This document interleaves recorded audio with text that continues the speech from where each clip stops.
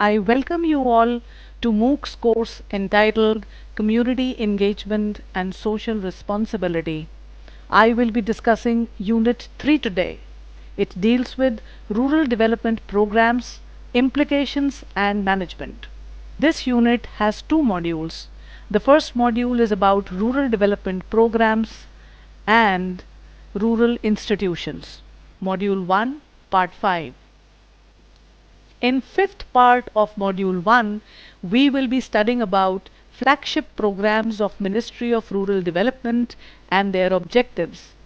In the previous part of the module, we studied developmental bodies, KVIC, CSTRD, and MNREGA. Now, what are the objectives of these programs? If you see the objectives of all the programs, they boil down to certain few objectives which are listed in the slide, which are common mostly. First is giving them education, because it is believed that if you are not educated, you will not be able to develop. Then public health and sanitation, as I already said, that clean hygiene, water sanitation, drainage system, how they can be aware, creating awareness about what kind of diseases prevail, how to overcome those diseases is another aspect. I already talked about women empowerment when I talked about NRLM. Here, women are given reservation and they are given preference while giving, uh, mobilizing savings and while giving employment, etc. Then, when we talk about villages, another objective of rural development programs is infrastructure development. Guess what? What could be the most important infrastructure in case of villages? The first important infrastructure is electricity, and second is irrigation. So if you have electricity, and you will be able to do wonders, because you need electricity to run generators, you need electricity to run jet set pumps, you need electricity in house, you need electricity in schools. So therefore infrastructure development is important when we talk about electricity and irrigation. Then another point is facilities for agriculture extension and research. Now, it is important that we should have research in agriculture sector, because when we have research, we come up with new innovative techniques, new kind of seeds, new ways of irrigation, new avenues how to generate employment within the village, so that people do not migrate to cities. And when they migrate to cities, they create a vacuum in villages. And I remember the quote of Mahatma Gandhi that India, if you want to see India, go to villages, because India resides in villages. So that village of the dream of Mahatma Gandhi. So as we all know that villages are a dream of father of nation Mahatma Gandhi ji, and he said that if you want to see India, then go and see villages. And the villages where people are migrating to cities, why? Why can't we have programs which actually develop the villages so that people of villages remain there and they can generate employment for themselves and also generate tourism so that people from urban area can come here and enjoy. The next aspect is availability of credit. As I already told you that people are very poor, so they do not have enough income.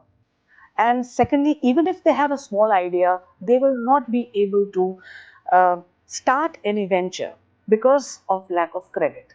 So Ministry of Rural Development floats different programs, and under these programs, the credit is available at very minimal rate of interest and with almost no terms and conditions.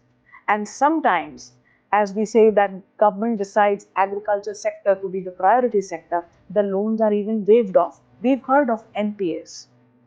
So closing the loop, availability of credit is an important objective of the Ministry of Rural Development. And lastly is generation of employment opportunity. This is an important texture of Ministry of Rural Development and all its programs. Now we come to next aspect, that is Panchayati Raj. Now you must be thinking that it is a local self-government. then why I have included this organization in rural development programs? The reason is because Panchayati Raj, although is a form of local self-government or is a part of local self-government, but it helps in selection of beneficiaries, the right person at the right time for the right kind of a job, so that the person earns, uplifts the economic and social status, and also the execution of all the programs, any programs which I just mentioned, are done through Panchayati Raj. So you can understand the importance of Panchayati Raj. Selection of beneficiaries on one hand and implementation of all the programs through Panchayati Raj. So coming back to this slide, that what is Panchayati Raj? I'm sure you must be aware about it, that it is a form of local self-government in rural area, and it is a part of Indian democratic system, that is for the people, by the people, of the people. So why call somebody else to govern the villages? Why can't we have bodies and villages which are constituted by the villagers, of the villagers, for the villagers, so that they understand their problems better, they articulate their problems better, and they gain attention, and hence can able to change their life economically and socially. Also, Panchayati Raj, as I already told you, is an important aspect of local administration of villages. Then, what is the present status of panchayats? Uh, Panchayats are there in all the states of the country. And if you look at some of the states like Mizoram, Meghalaya, Manipur, Nagaland, hilly areas, they are exempted from part 9th of the constitution because of some reasons. So these, I mean, it is mentioned in the 6th schedule of the constitution that these states are exempted.